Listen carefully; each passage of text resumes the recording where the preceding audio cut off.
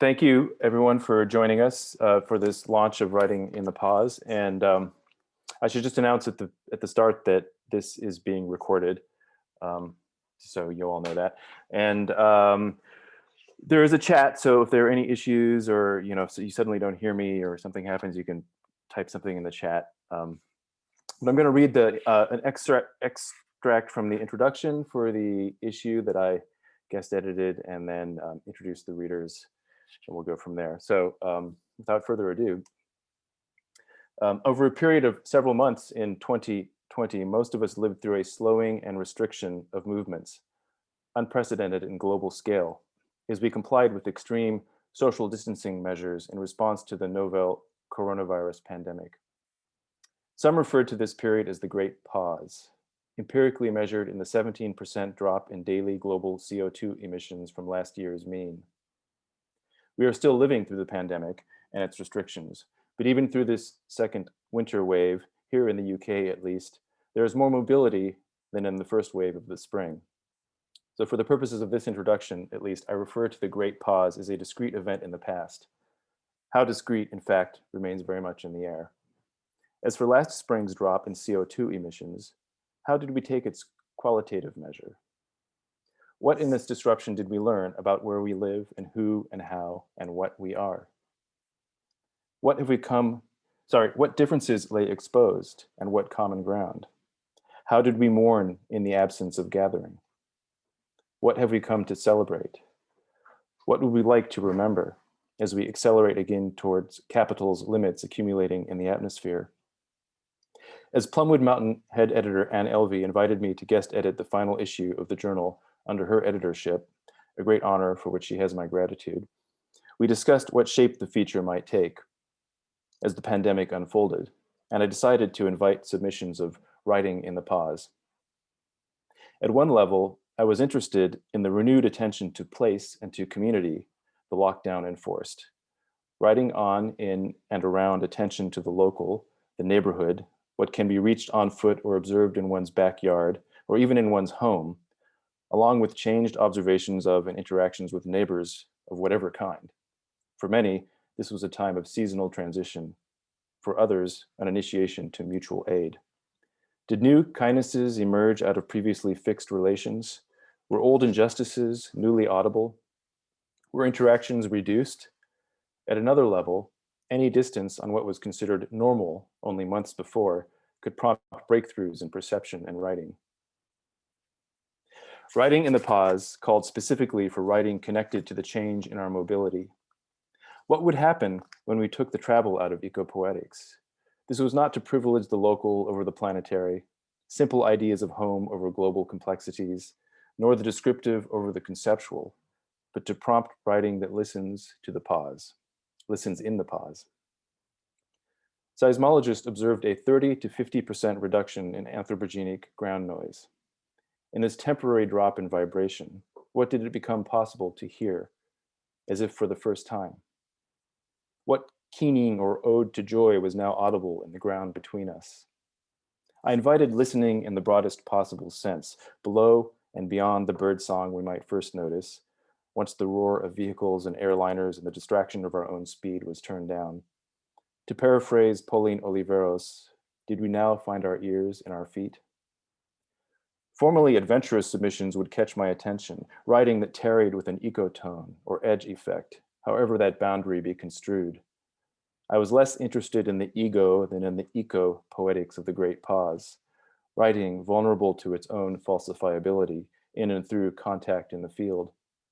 Crossings of genre and media, including work with sound, was encouraged. I read for irony and humor, as well as sincerity. Decolonial perspectives were especially welcomed. The call was ambitious, and so were many of the submissions. I was not prepared for the number of submissions written expressly in answer, or so it seemed, to the terms of the call, having to choose between so many pieces composed thoughtfully from a place, space, and time of active listening, with an uncommon hearings of self, made for an unexpected and pleasurable, albeit challenging, task. To listen for listening often meant reading beneath surfaces, bracketing what one thinks to know. I am grateful to all the contributors, including those whose work I could not include. I feel the issue just begins to lock in the transmissions that might carry us through the coming normal. Goddess, help us if we return to normal. My hope is that the pause enabled many to step a step back in space and time, those with the luxury to pause, enough to witness how extreme, mindless, and hell-bent the normal was and is. What will return and what changes will remain? Will we zoom more and fly less? Can and will we ally with resurgence, with the record number of olive ridley sea turtles from nests thriving in the paws of tourists pressuring beaches, released on nearly the same day we released this issue into the sea off the coast of Sonora by indigenous Seri people? What modes of listening in these poems are made to persist? The element that most marks this issue is fire, crackling and hissing through and between the lines of the poems, from Australia's black summer of truly apocalyptic bushfires that inaugurated 2020 and, as one poem in the issue notes, killed over 1 billion animals, a conservative estimate, to the Uttarakhand forest fires in Srinagar, to, most worrying, wildfires well inside the Siberian Arctic Circle, to, also worrying, fires accelerating the Brazilian Amazon toward its tipping point, toward becoming savanna, to the Delta del Paraná and Cordoba wildfires in Argentina, to unprecedented wildfires across the Western US, especially the lightning complex fires in California, and even to fires inside the Chernobyl exclusion zone. Perhaps the call for work should have been for writing in the fire. Nevertheless, all the contributions, for me at least, can be read as so many ways of bringing oxygen to a collective body in the grips of the political and ecological equivalent of a cytokine storm. Despite these fires, I find no single overarching theme to the pause as explored in this issue, and I would not want to prefigure in my introduction what this gathering of work from more than 40 writers spread across 3 different continents and 1 Pacific archipelago manifests, singly and in relation. Let us listen together in this space across time zones graciously hosted by incoming Plumwood Mountain editor Amanda Lucas Firth, a kind of pause in itself for what the writing resonates in the here and now of several spaces. Today's event represents a slice of the issue, as 46 poets in total contributed, including 2 translators. Each of the 9 contributors joining us will present for 5 minutes.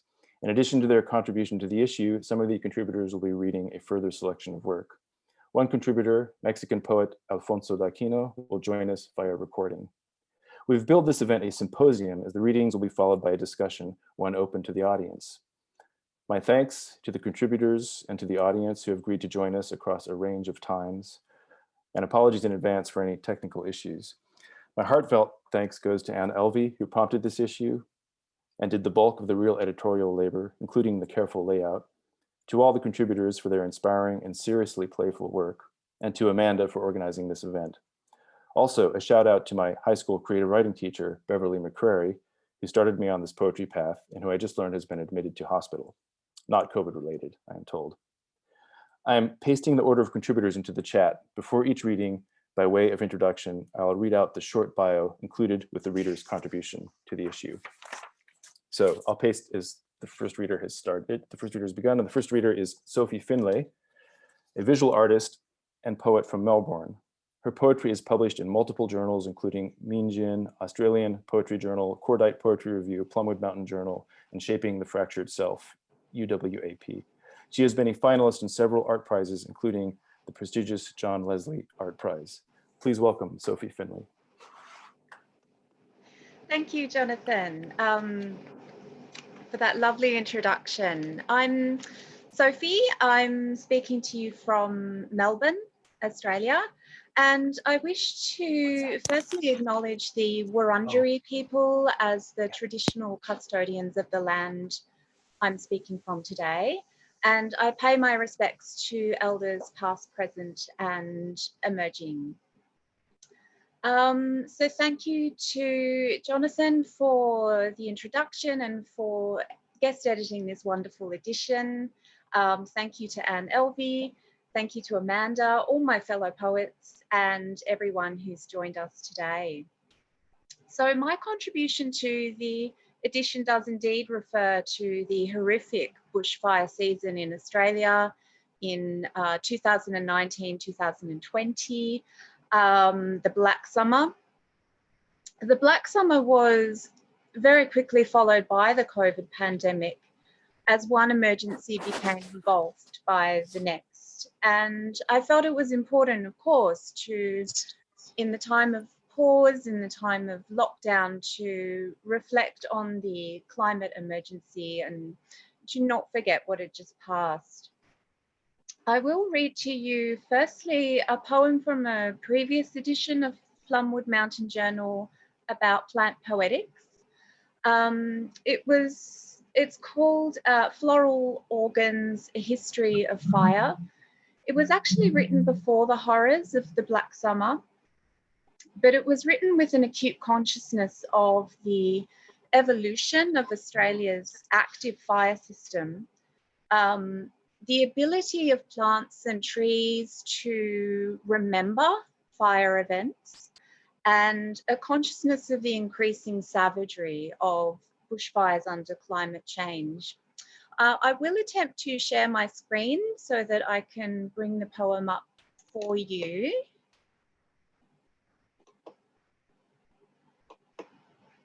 And hopefully that will work. Floral Organs, A History of Fire. Deep red swells from skin, an eyelid opens black. How deep do the roots go? Where is the tap? The shutter mouths of stomata pinch the sun as air dries, as the blue dawn snaps. Leaves narrow to stretch tears, flashlight, tinkling molecules. Then measure the years of fire in waist-high wattle, being reveals in shattered yellow, offerings of dust to charm beaks and tongues. Wade the undergrowth, wind stems through fingers. My arms cover leafed, heavy with particles. Somewhere in the connections of receptors and cells and secretions, they remember daily red shifts of light pronouncing the orbit, and another light, the muscle of flame to deepen black trunks. They like the woodlands. They like to be entangled. Swollen organs wait to erupt, raise oil and wax to red winds. Blackened liquid can bleed from wounds, and time leaks from my body in a dark artery.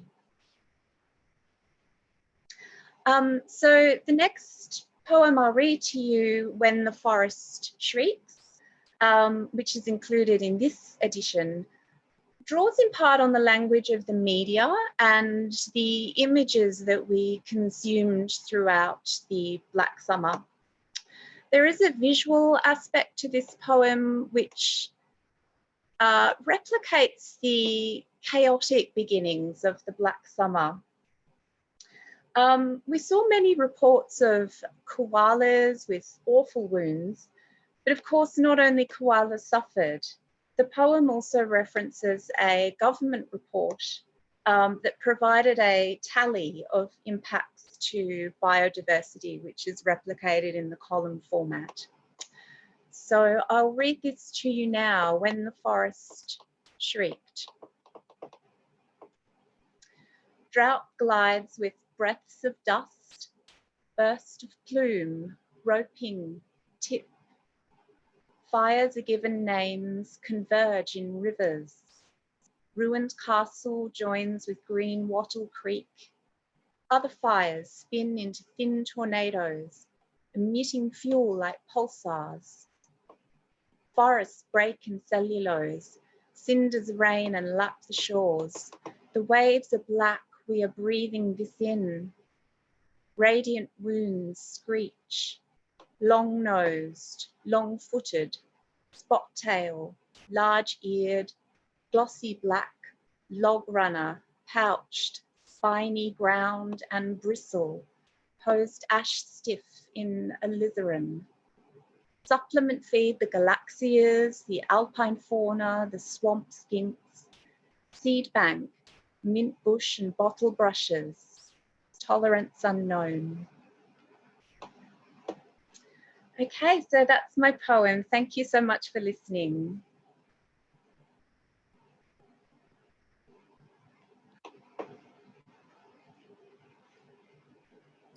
Thank you, Sophie.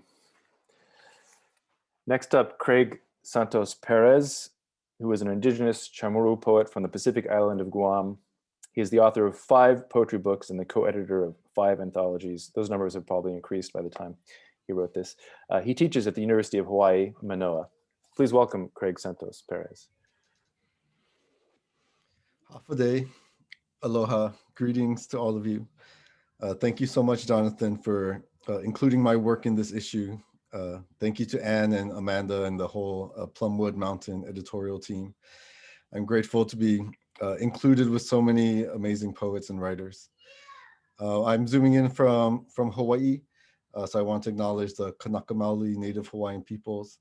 And I also want to send acknowledgements to all the lands and peoples that are recognized in the chat. It's very nice to read that. So during this past year, my 2 kids, both under age of 6, have been home 24 hours a day since their school shut down during the pandemic. So I haven't had a lot of time to write, but when I have had time, the poems have come out as sonnets. I think perhaps because they're shorter forms, but now I think it's because sonnets are kind of viral forms in some ways. So 2 were published in Plumwood, and I'll read an additional one. First is titled Plastic Sonnet During the Pandemic. Before the pandemic, we avoided plastic, but now we buy bottles of sanitizer, bleach, water. Plastic is hygienic. When we leave the house, we wear plastic gloves and N95 masks. Plastic keeps us safe from contagion. Patients in the overcrowded hospitals breathe with plastic ventilators and tubes. Plastic is the perfect creation because it never gets sick. The price of oil and virgin polymers collapse. Every reusable plastic is a disease vector. Does plastic finally feel essential? Is our single-use body disposable? The second is titled Flower Sonnet During the Pandemic. Our daughter holds my hand as we walk beside the stream. If a forest remains intact, viruses will live in harmony with all other species. Down the path, a family moves away from us. What is the distance between a safe world I imagine for her and this? She picks up a plumeria and says, flower. The peak has yet to come. The next pandemic is already beginning to bloom. And the final sonnet is not in the journal, but it was published in another journal called Venti, which is a kind of an eco-poetry journal focused on air. And this poem is called Atmospheric Sonnet During the Pandemic. And all these poems were written during the summer, last summer. I opened the sliding glass door to air out our quarantined apartment. The trade winds are dying, and the sky is the bluest I've ever seen. No planes overhead, fewer cars on the freeway. They say the ozone layer is healing, pollution at an all-time low. Yet thousands will succumb to COVID-19 today. Another Black man killed by cops, another suspended from a tree in strange weather, another peaceful protest dispersed by tear gas. Plumes of dust from the Sahara Desert storm towards us. Will it trigger our daughter's asthma? How do hospitals decide who gets the last available ventilator? Whose lives matter enough to breathe in this suffocating American atmosphere? Thank you. Thank you so much.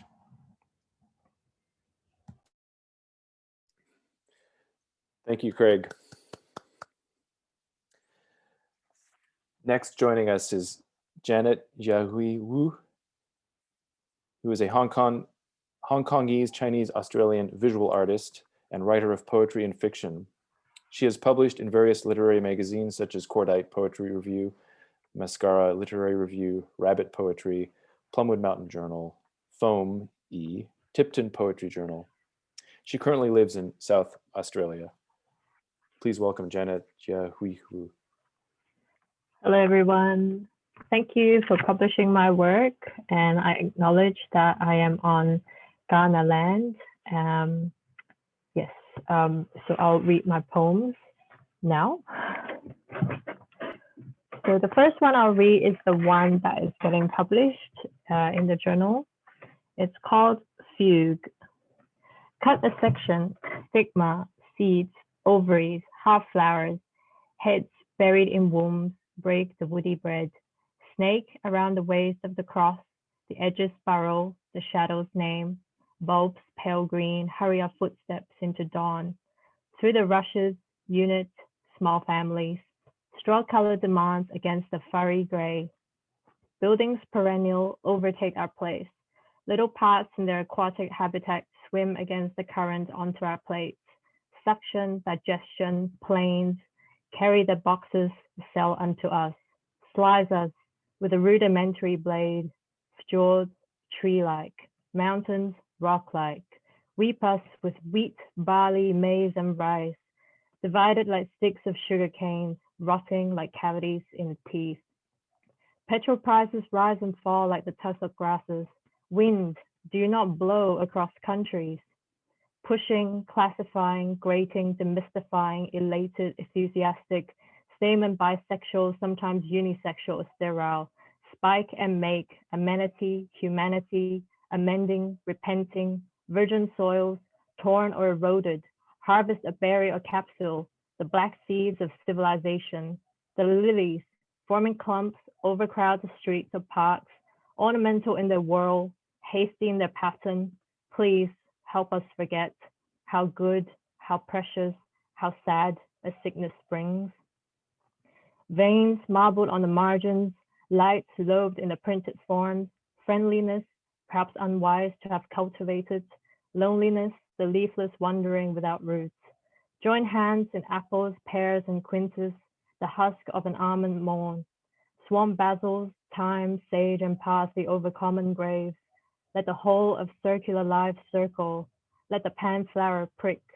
Petals, paper, eyes, arms of the dandelion. Let scatter all the ears, opposites, absences. Sorry. All directed towards the bloom. When the night rhombic scatters the oblong feather, we alternate, but towards death with constancy. And then I'll read a couple that are not published, three of them. They're short. This one's called River. The river is mad, joyous misery. The river is haphazard, dappled leaves. Into the river, many carps return. Into the mouths of pelicans, many do not return. The river, rudimentarily a river. The river dying in the mouth of the earth. The river singing in the rain. The river washes away sins, dreadful sinners, revives what is dying, washes away the dead. The river steals children and bodies on the banks of dogs and the eyes of important men.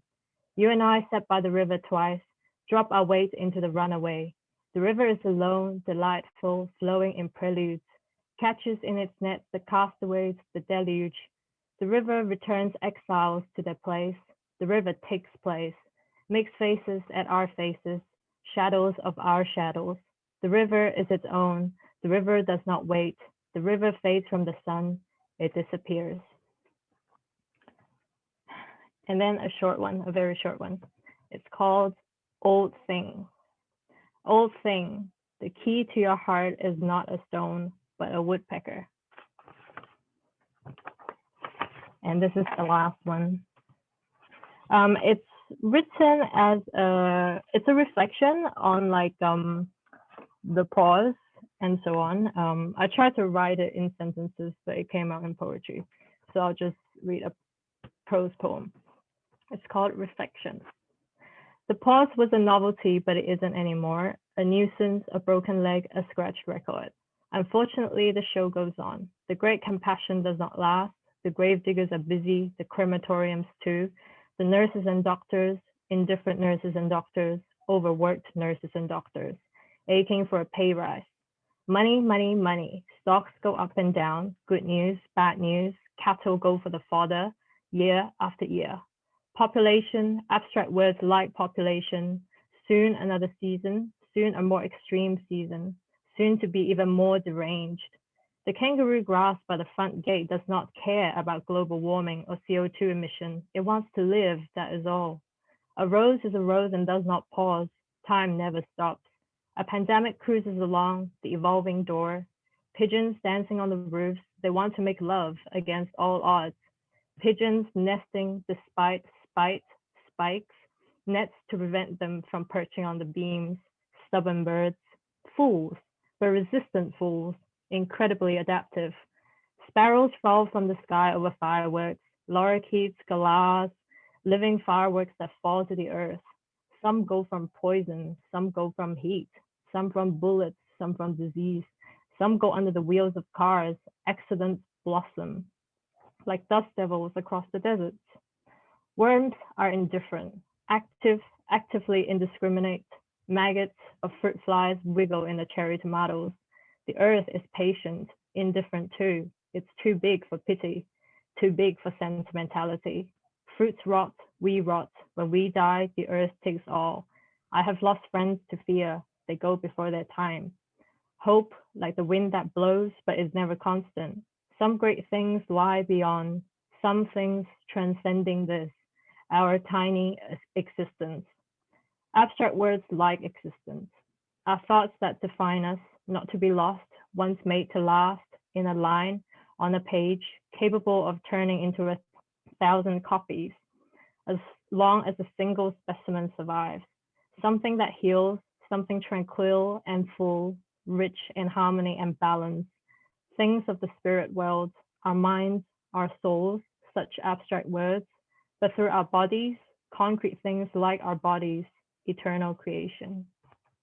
That's it. Thank you. Jenna Jiahui, thank you.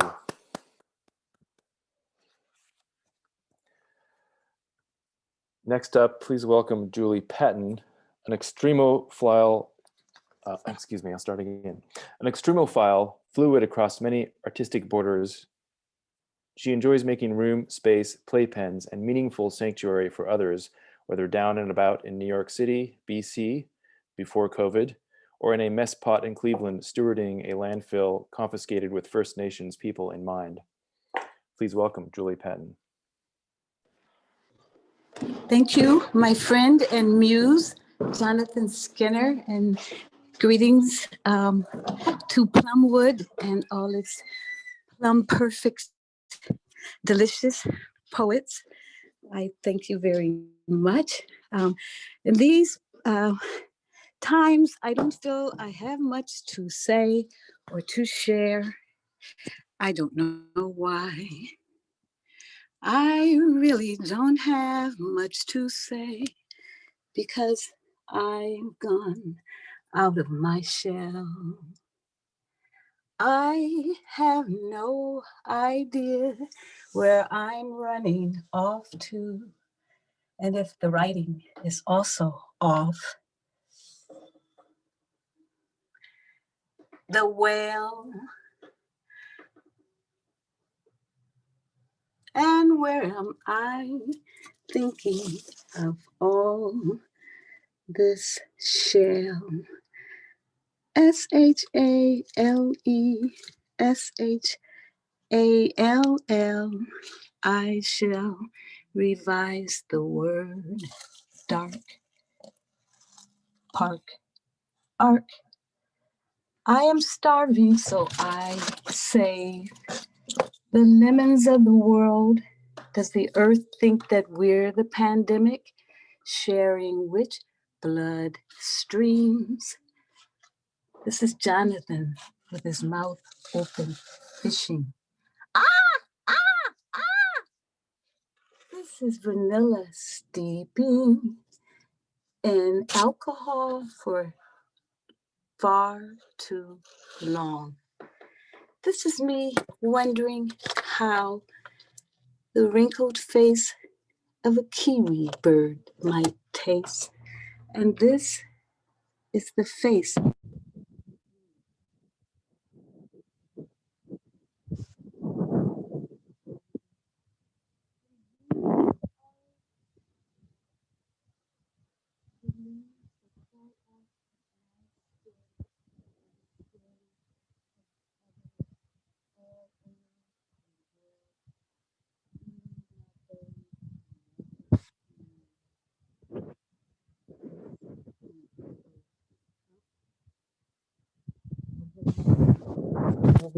with the numbers, a fugitive, feudal, where capitalism meets fascism is what Sarah Rick.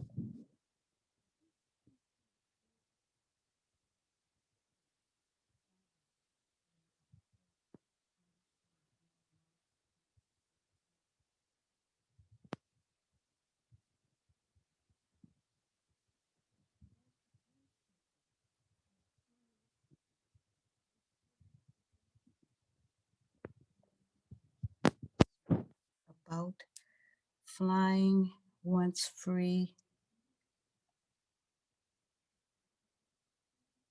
Who is this girl? She could be me, surrounded by platters. What are these leaves and what are they leaving behind? Bodies taking off. Oh, look, Mr. T might save us if he doubles up. And all the polar bears have come to live with me now. No need to worry. They are no longer out of the warm. Woof, woof, woof. Oh, who is that? Is that my pelvis? Way up here, I must climb to see who is merging continents and what kind of skull is that? And may slowly our world, where it used to be all green and wild, now a lot of lots, a lot of parking lots, looking like a gross landing pad. But there's still our pine and everlasting green. Heed, seed, break open, perishing systems, layers of the unbuilt lesson, scale,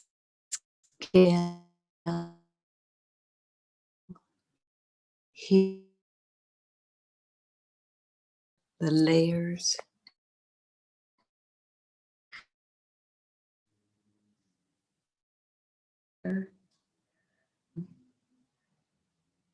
In the same world, this habitat, upside down, and all over the media.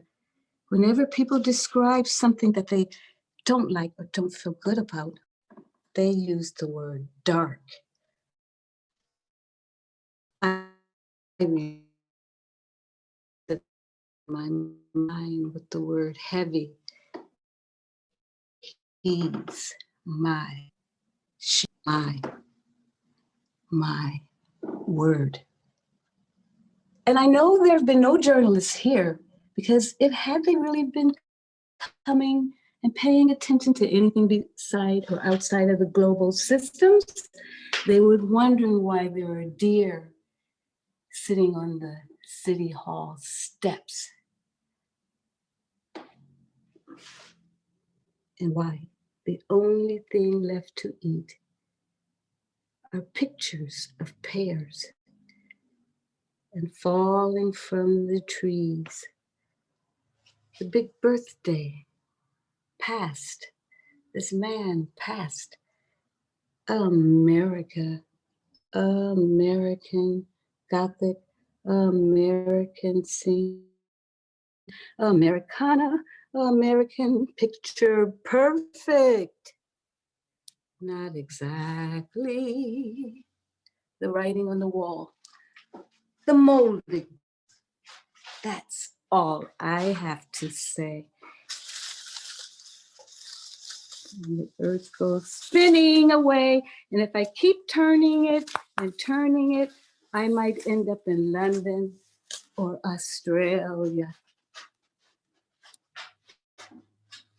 pouring water on everyone's head instead of their dreams. Could this be earth in our hands? I pray for snow. The more snow, the better. Thank you, everyone, and thank you, world.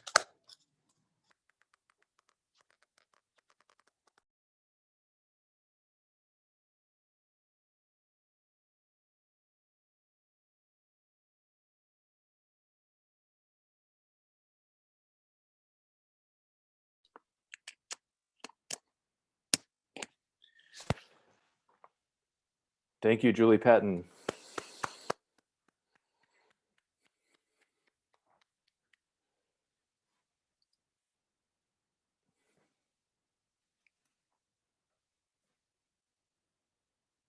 Thank you, Julie.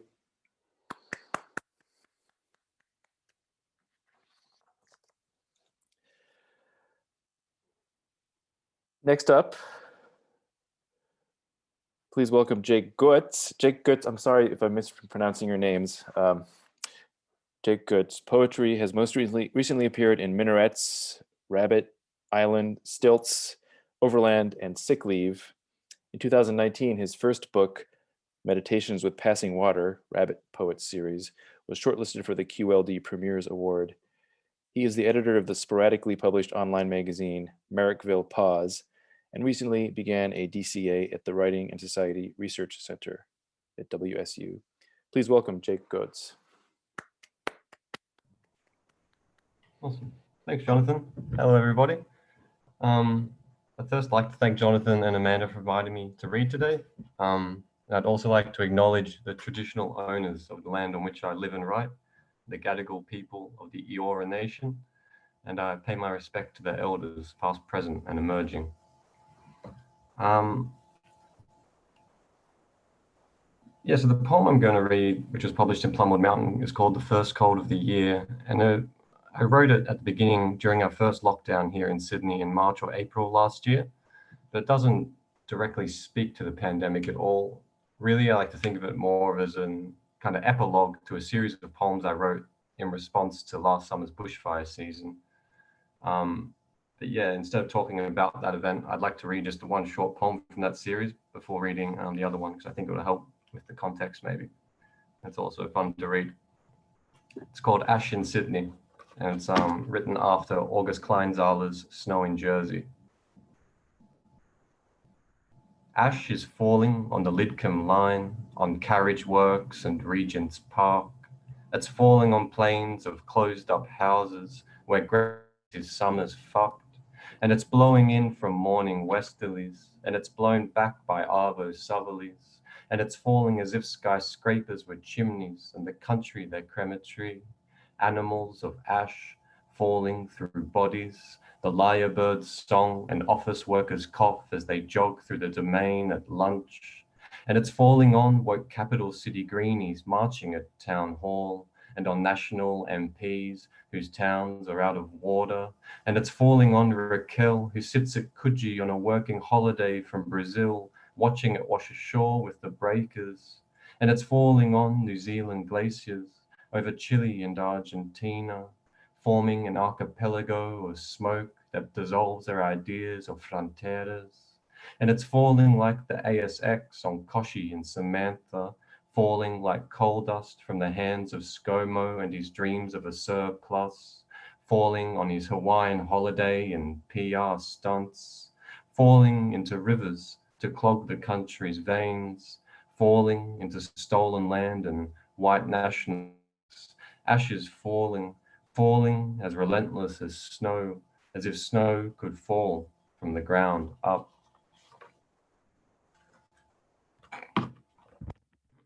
That leads me into this one, the first cold of the year. And the mountain range the poem refers to at the beginning here is the Great Dividing Range, which stretches down Australia's east coast.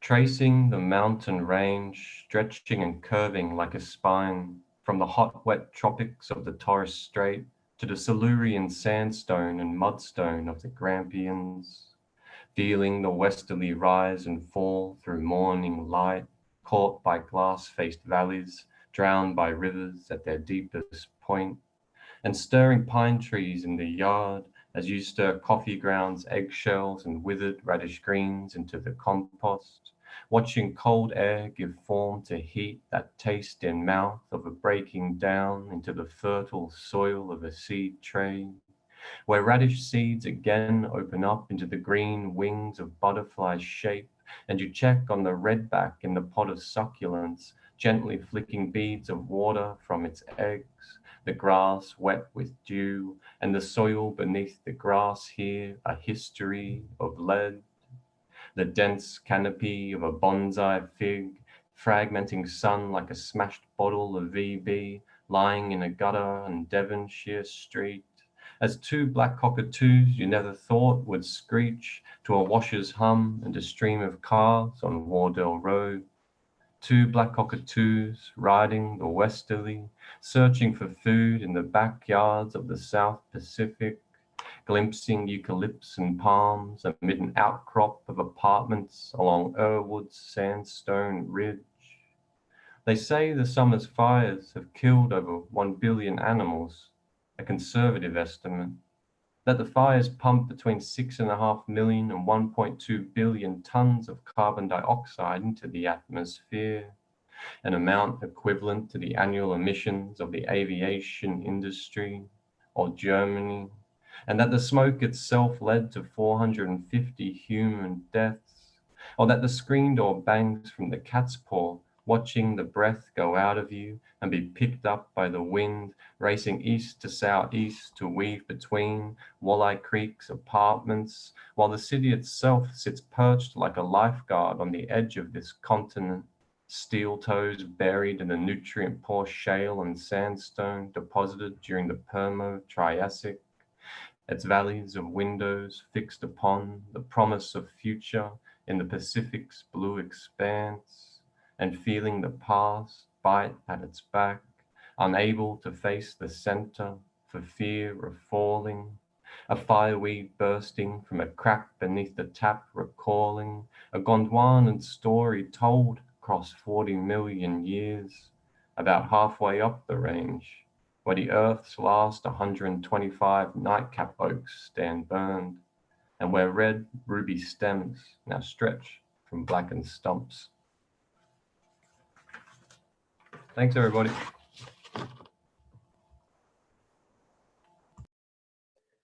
Thank you, Jake. Next up, please welcome Vahni Capildeo, who is a writer in residence at the University of York, where their research focus is on silence. Recent work includes Skin Can Hold, Carcanet 2019, Odyssey Calling, Sad Press 2020, and Light Sight, Paraplum Poetry 2020, reflecting Capildeo's interest in place, plurilingualism, and immersive or participatory performance, such as Trinidad's traditional masquerade. Please welcome Vahni Capildeo. Hi, thank you, Jonathan. Thank you, everyone at Plumwood and everyone who's here. It's especially lovely to see some friends from Canberra 2017. Would you like me to share your poems, Vahni? Oh, yes, please. And I'll just stop when I've reached 5 minutes. So writing the pause for me, I was thinking that a pause isn't the same as a break, that a pause implies continuity. And the poems that I'm going to read from are from a series of walks which took place over 2019 to 2020. And one of those walks had the very sharp sort of dividing point of being taken the day before Trinidad went into lockdown. They're all around the central green savannah in Port of Spain, some of them up a hill. And although there have been forest fires there and we saw a tree reduced to charcoal, one of the main things that you notice is the dust, because Sahara dust is brought across, and some days the sky is blue and other days the sky is ochre. Number 4. But look, we have a tree wrapped red and silver, like a solo sweet drink. But look, we have trees lit green and silver, like a 7-Up. Christmas, fizz of deranged birds, old houses whisper. I wish you would kiss me as much as you like, says Millefleur, unhappy behind galvanize. Returns, yeah, I wish you would kiss me much more. Cassia, fiddle-de-dees, lost horses, harlequinade, lost racetracks, plane crashes without sound in the experimental past. The tram line was busy. Schoolgirls dressed like milk must not go out in the rain. Has it been raining? Mindless caroling could be an ordinary mode. Oxygenated like a chorister, having slept in Excelsis, walk on like mud, holding you in consciousness of trenches of the buried, excavated, reburied locals, once beheaded to be examples, now under buildings that dominate photographs. A bed is a lit space. A lit space is not a bed. Men startle, running chunkily.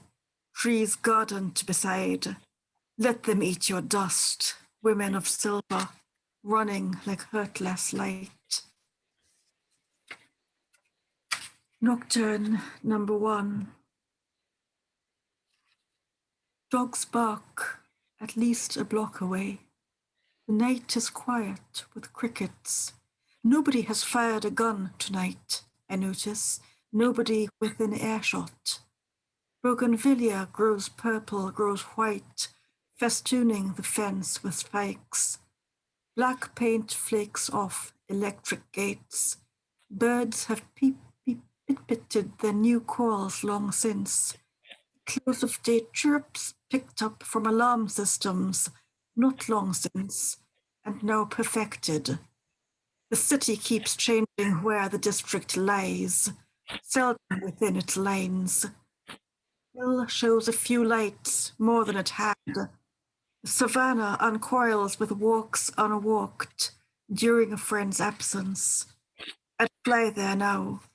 If I hadn't eaten so much salt, I'd fly now. Nocturne number 3. When I was a child, oh, it was sad. I was round as a balloon, rose like a balloon, floated like a balloon. Oh, when I was a child, so sad. A balloon in a tree. Oh, it was glad, blushing at birds in the tree. Light birds, oriole, kiskadee, hopeful balloon in a tree, foolishly glad. I married a tree. Oh, that was hard. I married it in the night. It changed its nature at night, became unspeakable at night. Oh, my days with a tree, so hard. When night covered me, oh, such deep shade. When night encaved the tree, enrobed the birds, englobed my soul. Oh, when night covered me, honeycomb shade. So I slept as a child, hard, sad, glad. Night played. I'm going to skip now to lullaby number 4. Herodwen is the name for a child spirit which has its feet turned backwards and a large sombrero-style hat. It lives in the forest and goes whoop, whoop to call all the children to play with it, and the children never return. Lullaby number 4. For an unfamily chantant Noël. A cello is a chamber full of silk cotton. Bow down, alley of lime trees, let my children pass. Frightful with sweetness, tilleul, ombrageux, unborn, undwen children, pass. You are the Christmas blossom, laid like guipure on the savannah. You picnic thoughtfully on dark red sorrel, fallen sweatbands, dark chocolate-coated leaf-cutter ants. Night picks up flambeaux to stay awake from you, O my children. But I tell you, under every tree is your space. Under the grass, the water reservoir is yours. Your dreams pass lisping into it. When speechmakers call on ancestors, oh, that isn't you, little ones. Never was, little piping ones. Oh, no, you are the cough in an altar boy's throat, are the scrape of shoes being tied mid-run. Come, eat a bench, drink an owl. I was thinking about how the pause is rarely a continuity, and when you keep taking the same walk or run almost every day, and in a country like Trinidad, you start realizing how much is buried layer upon layer, and how you're running through deep time, not just on a surface route. And then you also have to think that the pandemic as well is not such a break. For some people, those who are housebound or incarcerated, or who already wear masks for whatever reason. And so the pause is a continuity with all those unvoiced. That I think with that cheerful thought, that's the end.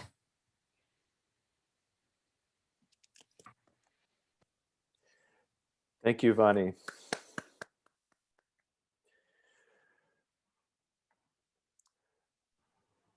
Next up, please welcome Harriet Tarlo, who is a poet and academic, and she does both excellently, I might add. Her single author poetry publications are with Shearsman Press and Etruscan Books, and her artist books with Judith Tucker are published by Wild Pansy Press. Cut Flowers is forthcoming with Guillemot Press in 2021. She edited The Ground Aslant, an anthology of radical landscape poetry, 2011, and special features on ecopoetics for How To and Plumwood Mountain. She is professor of eco-poetry and poetics at Sheffield Hallam University in the UK. Please welcome Harriet Tarlo. Thanks, Jonathan. And thanks so much to Anne and to Amanda, and generally to Plumwood Mountain, which actually I've found the most fantastic journal for so many years, and I know it will continue to be so. So I'm going to read from Cut Flowers, which is literally just out. I'm going to read 2 or 3 of the ones from Plumwood Mountain, but I've actually put in a few very recent ones that are, I think, the most kind of linked to COVID-19. So these are really short poems with one long line at the top and then 2 columns, and you can read them in various ways. I'm going to read them in 2 ways tonight.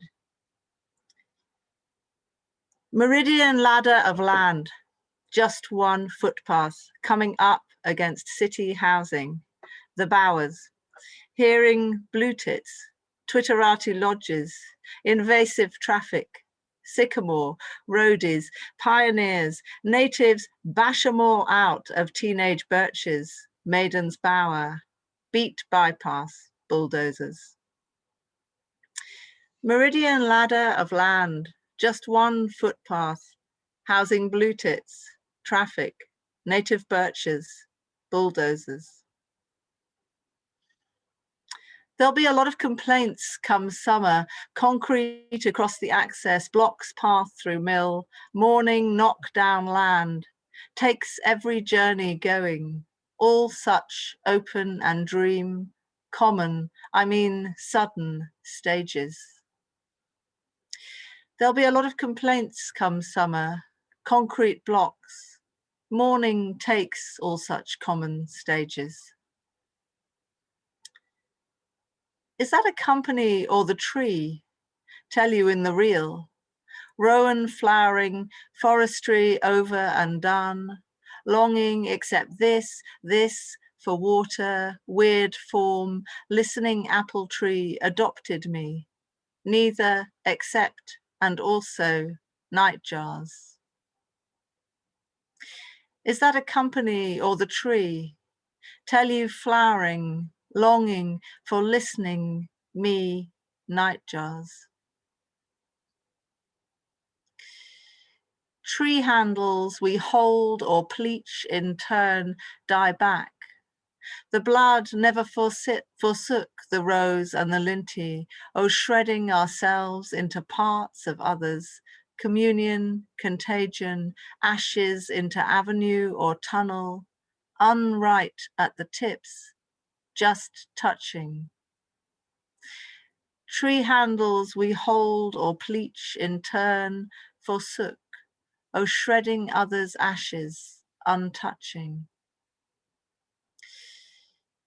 Turn down volume before playing memory earloads, heard siskins, willow warblers, goldfinches mainly. Loki, move over. Ghosts, convalescent suns, let's gunnerer grim as call it, gothic, a flourish? Turn down volume before playing memory. Siskins, goldfinches, ghosts. Let's call it a flourish. Can't see or decode most of them icons. Give it a shove. Touch less where you can. Cough into your elbow. Swipe right, hand tearing right on the one you want. Squiddling from one foot to the other.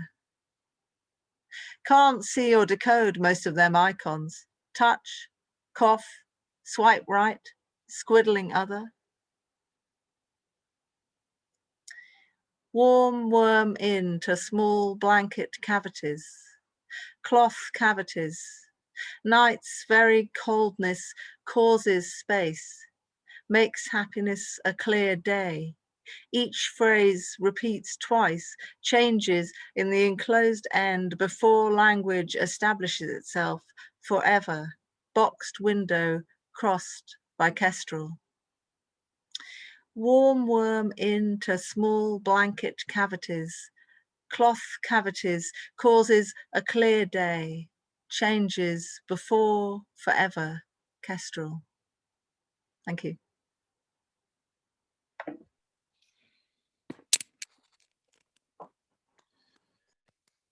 Thank you, Harriet. So we come finally to our final two presenters, Alfonso d'Aquino and Forrest Gander, who I'll introduce together, and we're going to have a recording of Alfonso reading one poem, and then Forrest will come in, talk about the poem a bit, read his translation, and then we'll have another recording and translation. Alfonso d'Aquino, whose publications include the following poetry collections: Prosficia, Piedra no Piedra, Tanagra, Naranja Verde, Brisnas, Vibora Breve, Basilisco, Astrolabia, and Fungus Skull Eye-Wing, translated by Forrest Gander, Copper Canyon Press, 2013. As a translator, he published the anthology Eco y Otros Poemas by Forrest Gander, published in 2013. Presently, he's the director of Odradek Editions. And just by way of context, I'm going to read you, just translate an email he sent me recently explaining why he can't be here. He says, "How are you, Jonathan? I hope you find yourself well in the middle of this great pause. Thank you for your email. In reality, more than excusing myself, what I'd like to say is a fact. I do not have Zoom in the same way that I do not have WhatsApp, nor a telephone, nor a cell phone, nor I am in any social network, etc. But it's not because of where I live, but because in reality, I have very little social contact in a way that all this technology does not come into my interest. Email is enough. I would like to be outside of all networks. And I might say, paraphrasing the slogan of the day, I have no Zoom and I am happy." Anyways, Alfonso lives in Huitzilac, Morelos, and he very graciously recorded himself reading for us. Forrest Gander, a writer and translator with degrees in geology and literature, was born in the Mojave Desert and lives in California. Gander's book, Be With, won the 2019 Pulitzer Prize. A new title, Twice Alive, is forthcoming in 2021. Among his many translations is Fungus, Skull, Eye, Wing by Alfonso d'Aquino. So I'm going to screen share and share the sound with you. And I'll show the poem too, so you can see it as Alfonso reads.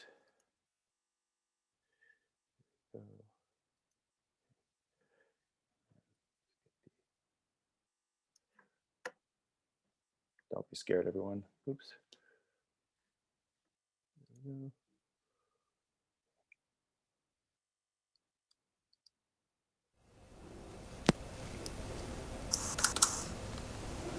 Cero, cero, cero, cero.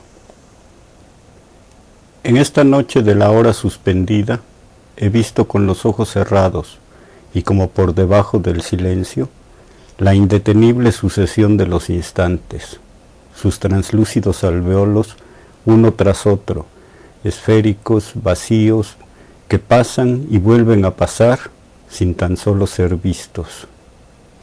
Hileras de esferas inseparables y sin embargo desoladas, túneles en todas direcciones, de un pensamiento a otro, en la espirada espira, inversa, mente reflejada, que lentamente circula tras mis párpados. En estas noches de la luna vacía, cuando la luz se va en las casas del bosque, tras un instante de oscuridad total, la preeminencia de la noche se hace sentir en cada hueco del aire desaparecido. Inmisericordemente sopla el viento y las puntas de los pinos se inclinan a su paso. La orfandad de los astros, me digo, es la misma que la de los gusanos que remueve la lluvia. A lo lejos, en la carretera, las luces solitarias de un auto cortan la intermitente oscuridad. Ahora no hay dentro o fuera, con los ojos abiertos o cegados. En el aire negro, una brillante grieta, que es en sí misma su luminosa aparición, entre los troncos de los árboles, resuma savia viva.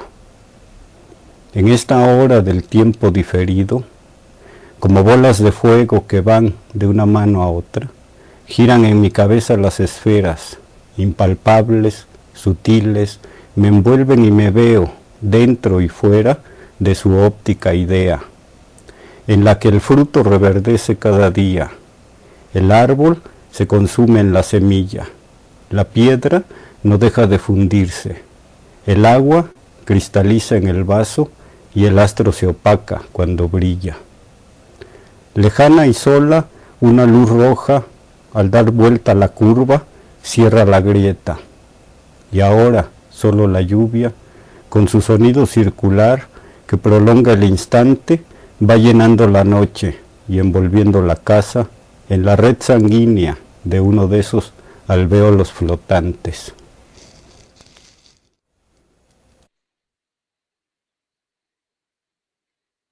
And so now I'll turn it over to Forrest. Can you hear me? Yeah. Okay. So Alfonso d'Aquino, like Jack Spicer, runs workshops in the desert, and his are called poetry workshops in poetry and silence. Those are his magic workshops. And he was discovered in his really young, like 22. Octavio Paz discovered him, awarded him a big major prize, and what he did with it was move out of Mexico City into sort of isolation in the desert, where he lives with lizards and rocks and medicinal plants that he knows the name of and all the stars. A lot like Sophie Finlay's poems, in these poems, he describes an act of vision in which what is seen is not exterior to the self, where time is simultaneously suspended and unstoppable. There's a synesthesia of sound and vision. Exterior event is merged with interiority, and the galactic is the verso of the particular. 0000. On this night of the suspended hour, I've seen through my shut eyes, as beneath the silence, the unstoppable succession of instants, their translucent alveoli, one after another, spherical voids, float by and return without quite being seen. Rows of spheres inseparable and yet desolate, tunnels in every direction, from one thought to another, in the inversely reflected, expired exhalation that slowly circulates behind my eyelids. In these nights of the vacant moon, when the lights flick out in houses in the woods, after a moment of total darkness, the preeminence of the night makes itself felt in every hollow of the air. Gone missing, mercilessly, the wind blows, and the tips of the pines bow in its wake. The orphanhood of stars, I tell myself, is just the same as that of worms, stirred up by the rain, far off the highway. The lonely lights of a car cut through the intermittent darkness.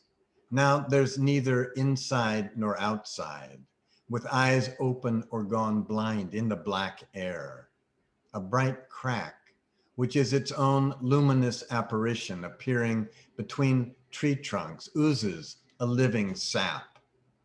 In this hour of time deferred, like fireballs juggled from one hand to another, the spheres revolve in my head, subtle, impalpable. They surround me, and I see myself inside and outside of its optic idea, by which the fruit goes green every day. The tree swallows itself into the seed. The stone won't stop melting. Water crystallizes in the glass, and the star dims when it shines. Far off and singular, a red light coming into the curve closes that crack, and now only the rain, whose circular sound stretches out the moment, continues filling the night and cloaking the house within the vascular network of one of those vitreous floaters. Thank you, Forrest. So now I'll share again for the second poem, which is shorter than the first.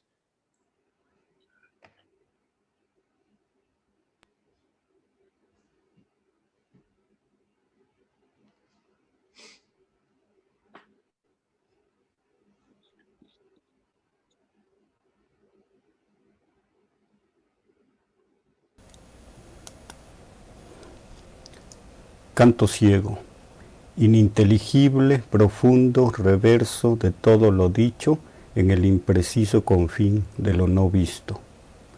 Y como un... You hear it? Just making sure that are you hearing the poem? Yeah.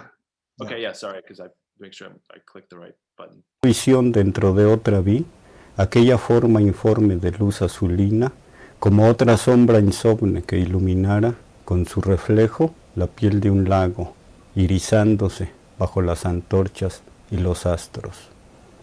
Aire desteñido con los colores olvidados de las cosas, desilusorio, inaparente, va tornándose invisiblemente cristal y no, en el lago inverso del insomnio, en el reflejo petrificado de sus árboles, entre los que deambulo sin moverme en la noche vana, insustantiva, pétrea en su cercana irrealidad. Un universo hueco dentro de un universo hueco, sin tiempo ni espacio, un doble vacío, ni hueso ni labio. A la hora dada, sombra ida, sangre y vidrios rotos, la flor rabiosa del ocaso, el fin de una visión, apagado reflejo entre miles de reflejos que repiten cada gesto, en el hueco que queda como un ojo arrancado, cárdena nube irradia y oculta tras los párpados. La luz toco en medio de la noche, desde los ojos hundidos en la piedra, extinta. Nada sobre nada, transparenta el agua.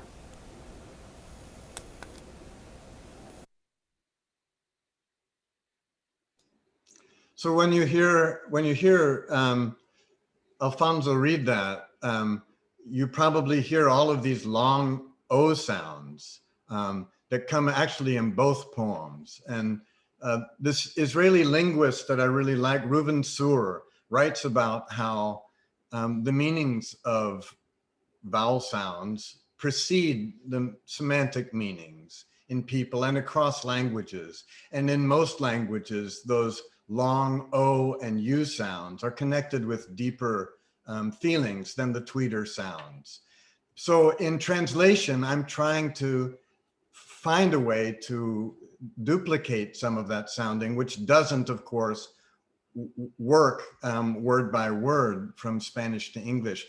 So you'll hear in my poem where he'll have, like in that last stanza, sombra, vidrios, rotos, rabioso, acaso, apagado, reflejo, ojo, como, arrancado.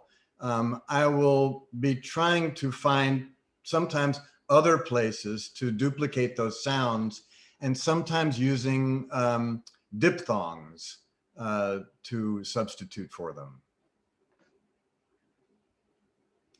Blind song. Unintelligible, deep reverse of all that's been said in those imprecise confines of the unseen.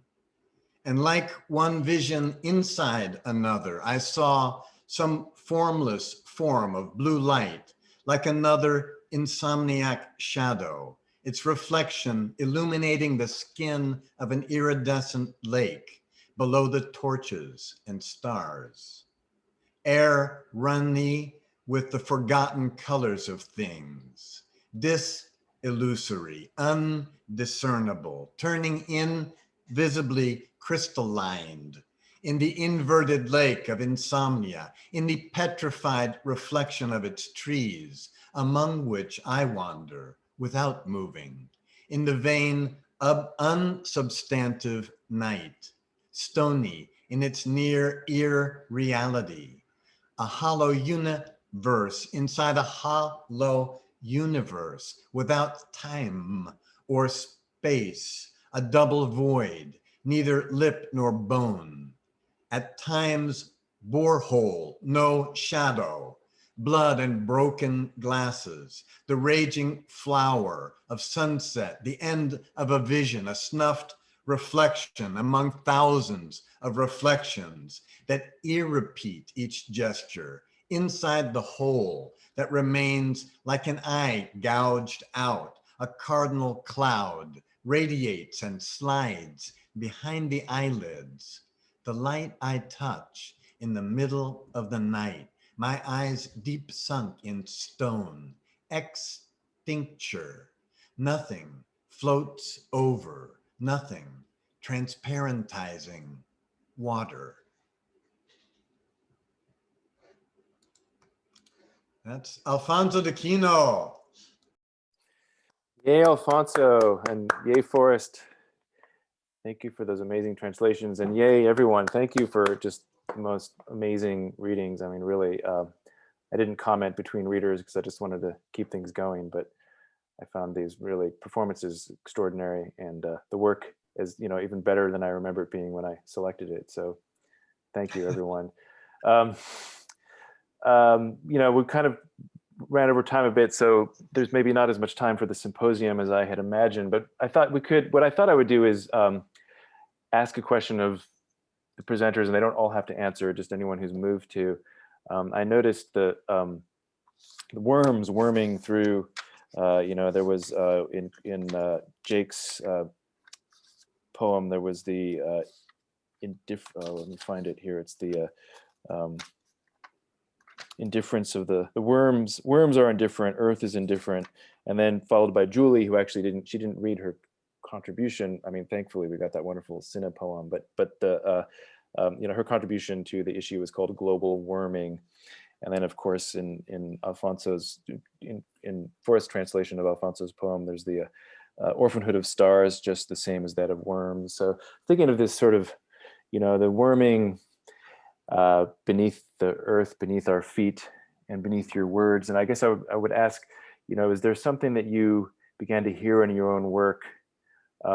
What is, is there something about, we say, I think it said that like the robins, when they turn their head, they're listening for the worms in the ground, and that they can't hear the worms, because of the traffic, sort of incessant roar of human traffic. But was there something you heard turning in your work differently in the past year, as a real result of this pause?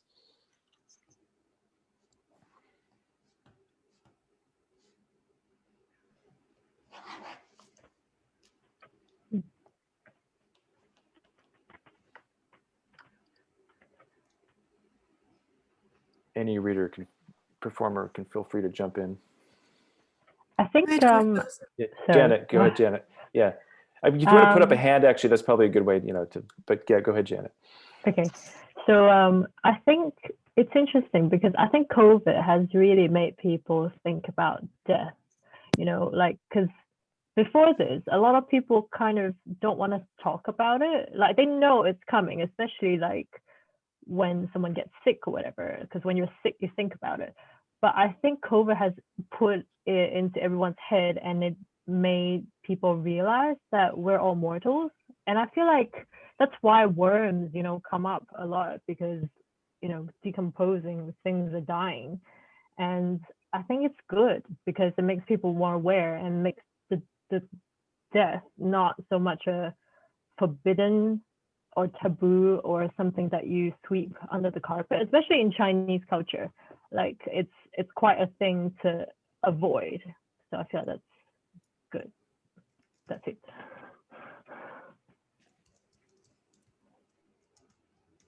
Vahni, go ahead. Yeah, I think that worms are very beautiful. I've always thought so since I was a child and youth, to rescue shriveled up earthworms in the dry season, when we had a dry season, and put them back on the lawn and sometimes water them a little. And they always seemed to me like a symbol of regeneration. However, what I've been thinking about during this pause is the sectioning rather than the continuity. I mean, I know I talked about a pause not being a break, but I'm talking now about our interior selves. And I've been noticing a movement towards violent triage, triage being the sorting, as you know, of patients when you go into the accident and emergency ward or something, and they decide who's to be seen in what priority.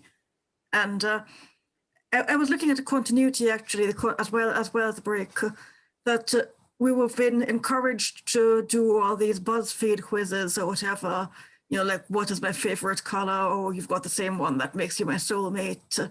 Then in Britain, there was the so-called Brexit referendum, and suddenly it was who's a migrant, who's the right kind of migrant, who voted leave. And that habit of triage has just been intensified, because now it's who is breathing on me. Are they breathing death? Am I breathing death? And so there's actually a triage of your neighbor as your potential murderer, rather than love your neighbor. It's, am I killing my neighbor? Is my neighbor killing me? And that's really what I've been thinking about quite a lot. The theme of silence was something I had chosen and been fascinated by for a very, very long time before the outbreak of this pandemic. And what I've noticed is the acceleration of the tendency to internal triage of all sorts.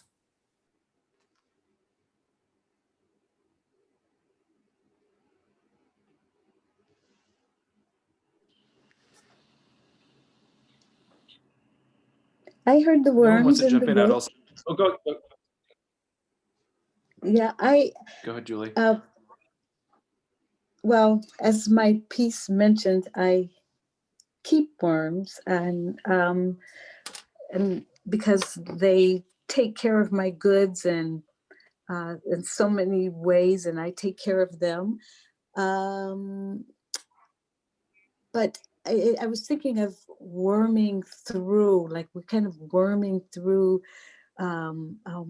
there's that word again, a heavy time, a dark time, tunneling through it, hoping to arrive above and above ground, above this weight, and out into the light, hoping we surface, hoping we get through it. Simultaneously, while I was thinking of returning back to the area in which I grew up and noticing how basically I have more worms. It seems like I have more worms indoors than out, whereas I remember the walks to school, how numerous they were. But but coming back here,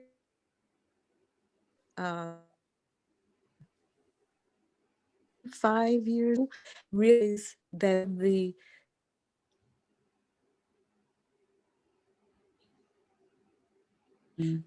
trees that I grew up, all they're gone. They were replaced when I was new planted, and now those trees are gone.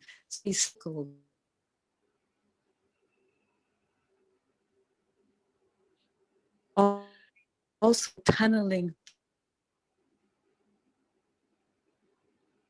and cranes that mimic animals, mimic worming, regurgitation, change and transformation are so lethal. And each generation that surfaces is unfamiliar with the terrain of the prior. So fast is the turnover that, as we know, buildings are built in a way that they can be knocked down one generation later, half of that, and it's just getting more and more cut up into slices. But unlike worms, we cannot regenerate parts of those bodies quite as rapidly, although the road ahead does not prevent possibilities of renewal and change. And that's so what earth can an aging poet hold on to in terms of memory and memory supplanted. And am I the worm? Am I? All these things are still churning, but I'm glad to be among such great readings tonight that are also tunneling and will continue to do that for a while. Thanks. Thanks, Julie. If someone had a question, if anyone in the audience had a question for one of the poets, I would invite a question from our listeners.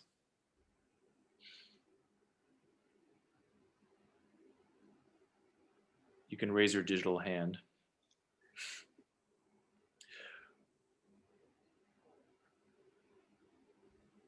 Maybe that we're all just turning and returning the words that we've heard thus far. I want to talk about that beard, man. You look handsome. Oh, thank you, Julie. You don't have a glass of wine sitting beside you?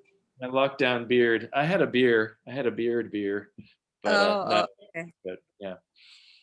I'm not typically on Zoom, and I'm just now getting acquainted with it because I'm not associated with a university or job that I have to do this because for other reasons. But I will say for me, it the few times I've done it, but more this time, I can feel the globe, the roundness of the earth at this table of words, and it feels very meaningful.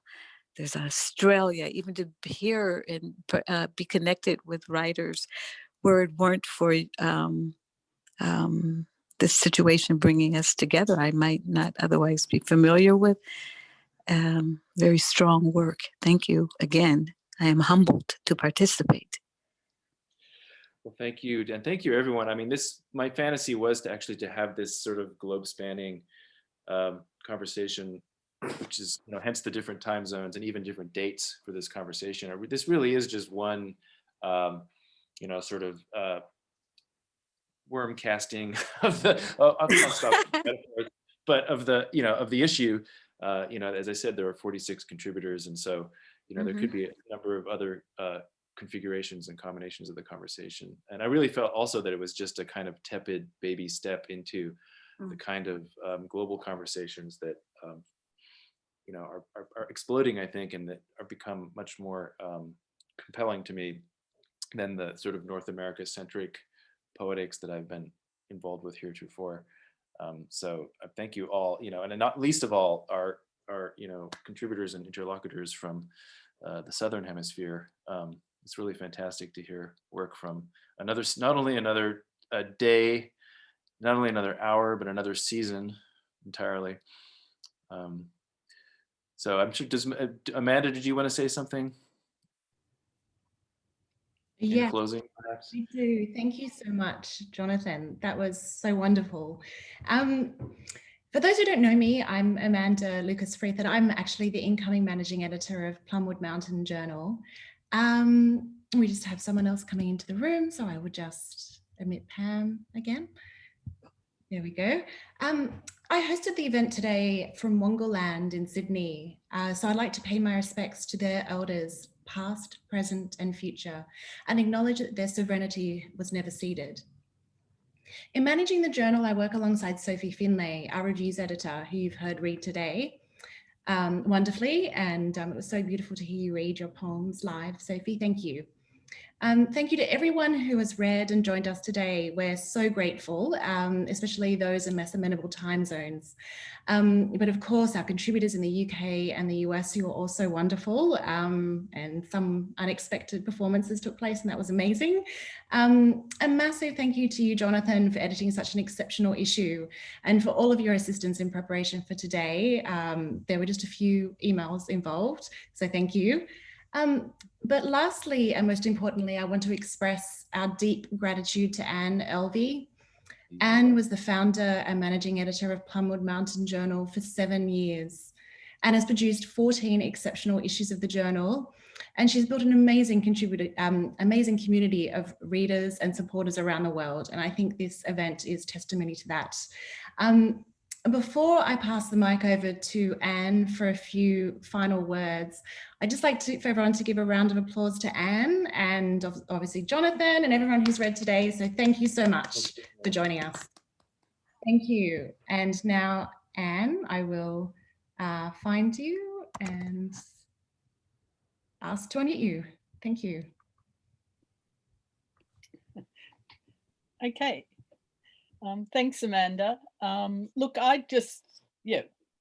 first, thanks to all the wonderful readers and everyone who contributed to the issue. And thanks especially to Jonathan. We had a lot of emails back and forth back a few months back.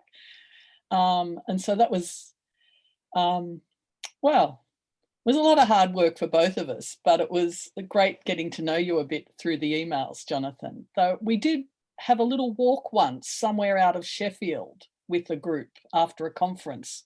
So that was nice. So I just wanted to basically make this an official public thank you to Amanda and Sophie for taking on the managing editorship and administration of the journal, and to pass the baton in a public forum. So they've been doing it for about a month and a half, really, but or about a month and a bit, yeah. So but just to publicly say thank you and go for it. And it's I'm really excited by what you've already done and what's coming next. So thank you. So you can say something now if you like, Amanda, but I just wanted to do that.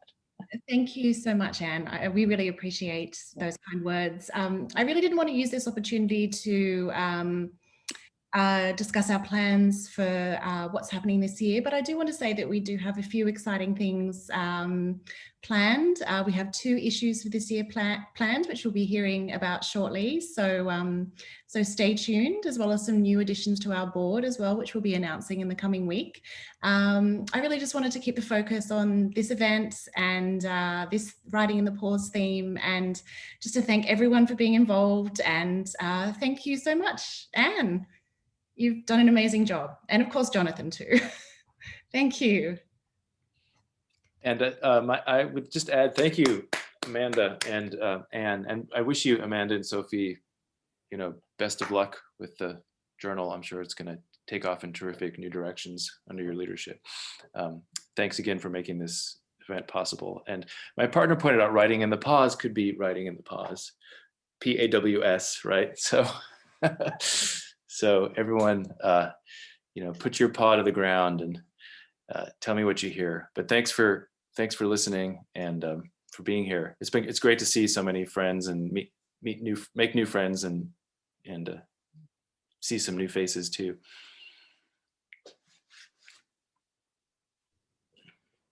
Thank you so much, everyone. I think it's now time to disconnect our Zoom. Much love to everybody for joining today. Thank you so much. Bye, everyone. Bye. Thank you. Thank you. Bye. Thank you. Bye. Thank you. Thank you.